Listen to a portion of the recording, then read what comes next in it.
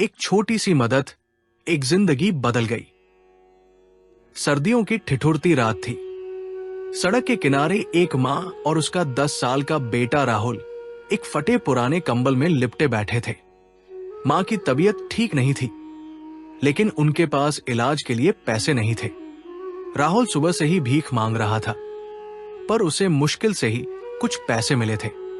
मां, तुम चिंता मत करो, मैं कुछ और पैसे लेकर आता हूं, राहुल ने मां के हाथों को थामते हुए कहा। उसकी मां ने थकी हुई आंखों से उसे देखा और सिर हिला दिया। राहुल पास की दुकान के सामने खड़ा होकर लोगों से पैसे मांगने लगा। कुछ लोगों ने उसे नजरअंदाज कर दिया, तो कुछ ने उसे डांट कर भगा दिया। लेकिन फिर वहां से गुजर रहे एक आदमी, शर्मा जी, ने उसे देखा। शर्मा जी एक सफल व्यवसायी थे। उन्होंने देखा कि राहुल के चेहरे पर भूख और चिंता की लकीरें थी, लेकिन उसकी आंखों में एक अजीब सी चमक भी थी। बेटा, तुम यहां क्यों भीख मांग रहे हो? शर्मा जी ने पूछा। राहुल ने सिर झुका लिया और धीरे से बोला, मुझे भीख नहीं चाहिए, मुझे एक किताब चाहिए। शर्मा जी चौंक गए। पैसे क्यों नहीं चाहिए? किताब का क्या करोगे? राहुल ने आंखों में आंसू भरकर कहा, अगर मैं पढ़ाई करूंगा तो एक दिन अपनी मां की मदद कर पाऊंगा। मुझे जिंदगी में आगे बढ़ना है, भीख मांगना नहीं।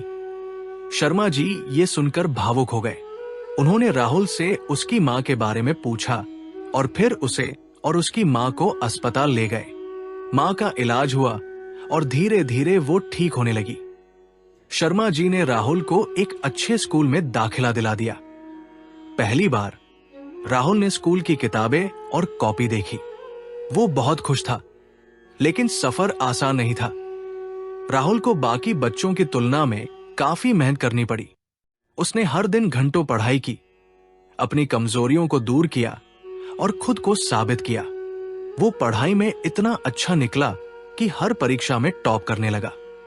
स्कूल के शिक्षक भी उसकी मेहनत देखकर प्रभावित हुए। उन्होंने उसकी मदद की और उसे आगे बढ़ने का हौसला दिया। समय बीतता गया। राहुल ने स्कूल खत्म किया और कॉलेज में एडमिशन लिया। शर्मा जी उसकी पूरी तरह मदद कर रहे थे। राहुल की लगन और मेहनत ने उसे आईएएस परीक्षा में बैठने के लिए प्रेरित किया।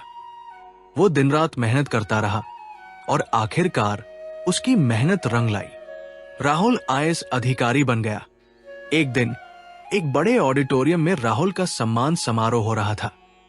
वो हजारों लोगों के सामने खड़ा होकर अपनी कहानी सुना रहा था। आज मैं जो कुछ भी हूं, सिर्फ एक इंसान की छोटी सी मदद की वजह से हूं। अगर शर्मा जी ने मेरी मदद न की होती तो शायद आज मैं भीख मांग रहा होता। राहुल की आंखों में आंसू थे। इसके बाद उसने शर्मा जी को मंच पर बुलाया।